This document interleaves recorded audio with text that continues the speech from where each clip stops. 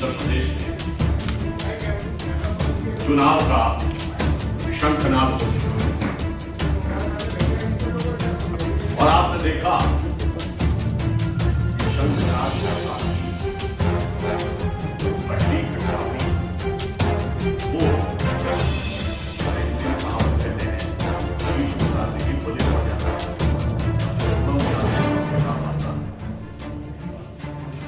समाजवादी इत्र की गंध 7 समंदर पार से दिखाई। आप सबको यदि ध्यान हो कि जो कुछ भ्रष्टाचार के ऊपर ईमानदारी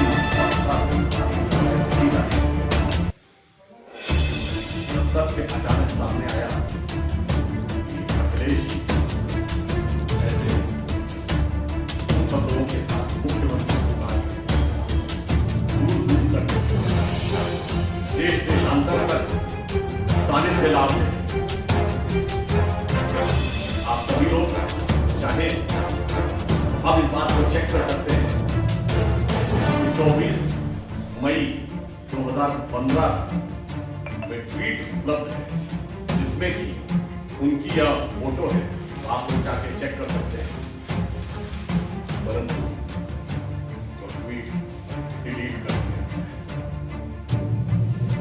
अगर आप समझ लीजिए कि जो उनके काम या कारनामे हैं मुख्यमंत्री सरकार के, वो ट्वीट डिलीट करने से डिलीट होने वाले थे। मैं यह भी कहना चाहता हूं कि अखिलेश जी, आपको तो सपने में भगवान आए थे। भगवान ये नहीं बताए थे कि मैंने कर्म का सिद्धांत लिया है, कर्म से कभी पीछा नहीं छोड़ा सकते।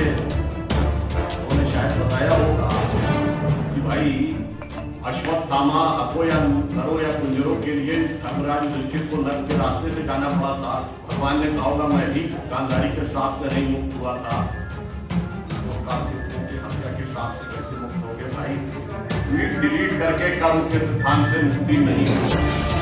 आज हम प्रदेश की जनता की तरफ से काम आते हैं कि उन्हें इस प्रश्न का उत्तर देना। दूसरा विषय, अभी हाल ही के दिनों में आपको ध्यान हो कि अर्थ नियंत्रक महालेखाकार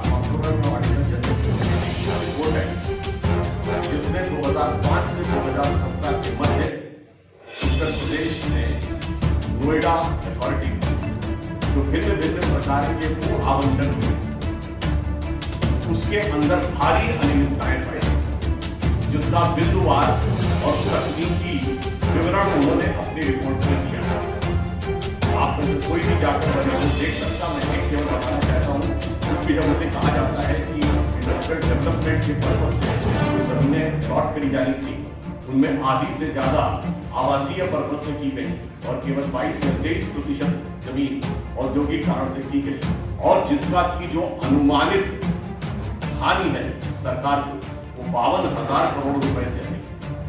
अर्थात 2005 से 2017 के बीच में जब सपा और बसपा की सरकार थी उस समय नोएडा अथॉरिटी में 52,000 करोड़ और एक एस्टीमेट के अनुसार 59,000 करोड़ रुपए देता है।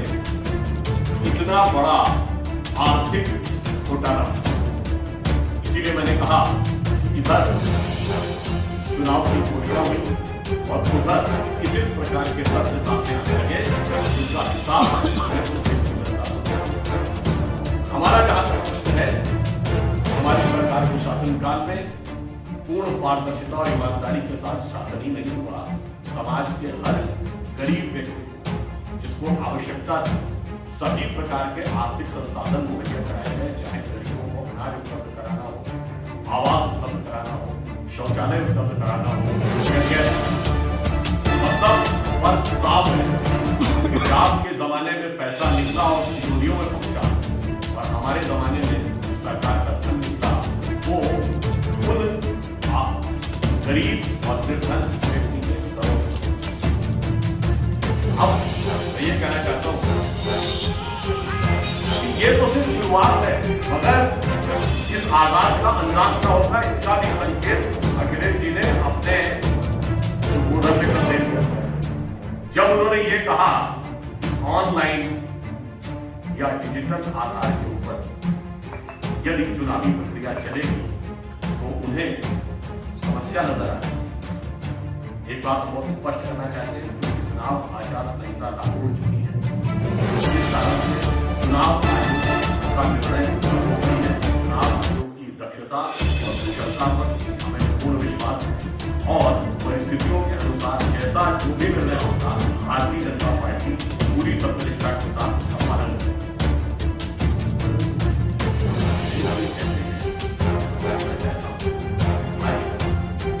व्यक्ति कह रहा है इसके बारे में हम लोग सुने थे 10 साल पहले विदेश से इंजीनियरिंग पढ़ के आए और टेक्नोलॉजी को लेकर यह स्थिति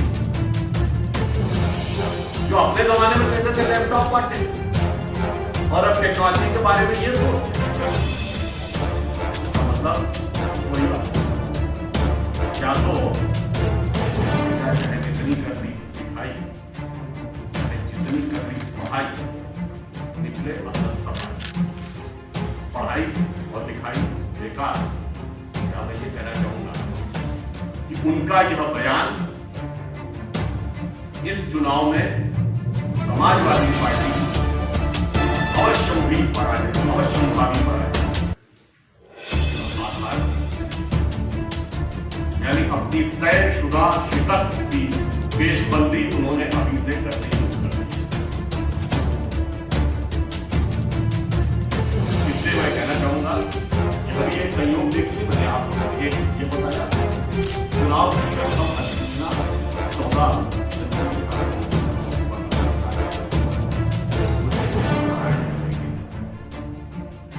तो आश्वस्त रहिए, रखिए विश्वास।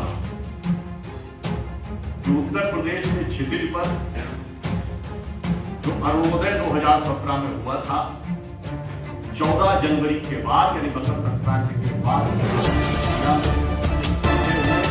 प्रखर प्रभावी सूर्य के रूप में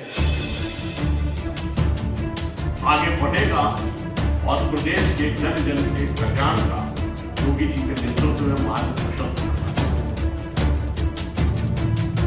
अंत में मैं ये कहना चाहता हूँ चुनाव हर कारण से बात देश की जनता के मन में पड़े। समाजवादी पार्टी को अपनी जमीन बचानी है, संपत्ति बचानी, यानी वो जमीन बचाने के लिए चुनाव मैदान में है। बहुजन समाज पार्टी अपनी इज्जत बचाने के लिए चुनाव मैदान में है। कांग्रेस पार्टी उपस्थिति दर्ज कराने के लिए चुनाव मैदान में है और ओवैसी जैसे लोग आग लगाने के लिए चुनाव मैदान में है। यानी स्थिति एकदम स्पष्ट है कि किसी को सिर्फ जमीन बचानी है, किसी को सिर्फ इज्जत बचानी है, किसी को सिर्फ उपस्थिति दर्ज करानी है, किसी को सिर्फ आग लगानी है और केवल भारतीय जनता पार्टी को सरकार बनानी है। इसलिए हम ये कहना चाहते हैं कि जिस प्रकार के प्रश्न उठकर एक के बाद एक नए तथ्य सामने आ रहे हैं, सीएजी रिपोर्ट से लेके आपके पुराने जमाने के सोशल मीडिया के फुटप्रिंट्स तक, अखिलेश जी इसका हिसाब तो प्रदेश की जनता को देना ही पड़ेगा आपको। और अब चुनावी समर के बीच में मेरे विचार से बचने का कोई रास्ता नहीं है। कोरोना काल में भले ही आप कहीं भी अंतर्ध्यान रहे हो, जिस समय हमारे कार्यकर्ता जन जन के बीच में जाकर काम भी कर रहे थे, फिजिकल भी और ऑनलाइन डिजिटल भी, परंतु अब तो आपको इसका उत्तर देना ही होगा।